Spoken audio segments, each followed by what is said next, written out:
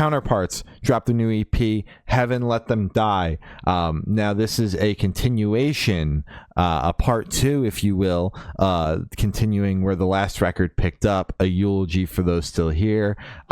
I love when bands do that, like a little companion piece. Exactly. A little cute little side EP to go along with the first little thing. Okay. And this was also a surprise drop, and I love when bands. Tweaking about that. Yeah, I love when bands are just like, you thought it was a single, boom, here's a whole EP, same day, go for it. Go crazy. There was no announcement, there was no nothing. There was obviously rumors and things of that.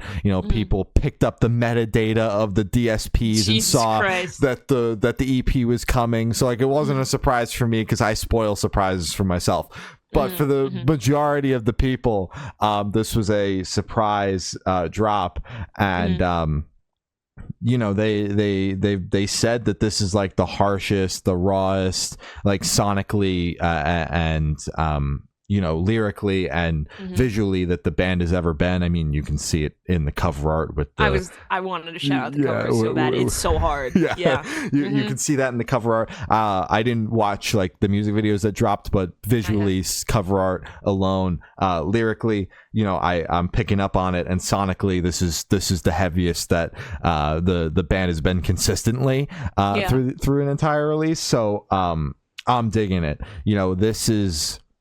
This is like just humbles you, bro. As soon as you turn it on, they're wasting no time.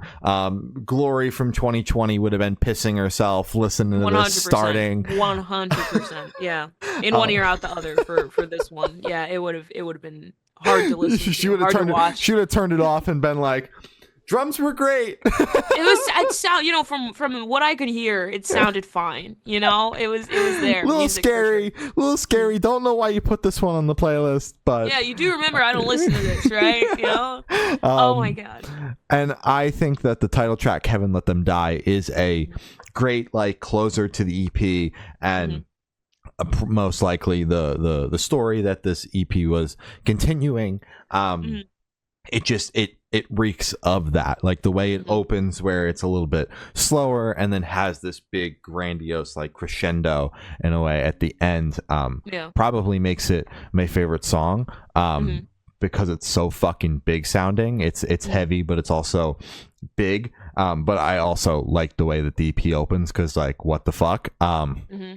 And I'm a big fan of the way that for a good chunk of the EP, it almost feels like it's one continuous song.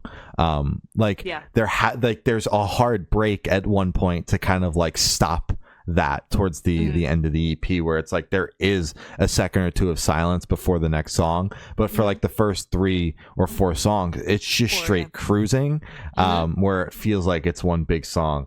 And I like that a lot as well. So overall, I'm a big fan of this. Have always enjoyed Counterparts, but not a band that I've like dove super deep into. And the EP's got me fucking amped on the band. Yeah, damn right. I completely agree with the feels like just one long fucking song, because I was thinking that exact same thing. From A Martyr Left Alive to probably No Lamb Was Lost, there's like no breaks, no breathing. It's just go, go, go, go, go. Heavy ass music is incredible. As soon as it starts, you're completely floored, because they're just yelling at you, and you don't even know. I don't even know what they're saying. I'm gonna be so real, but I'm shaking my head, I'm tapping my foot, I'm finding some groove to bounce along with, and I fucking love it. To Hear of War and No Lamb Was Lost are my 2 favorite songs off of it. Just the screaming overall in those, they just sound really like just full of anguish and pain, and I really like it. I think it's really fucking awesome.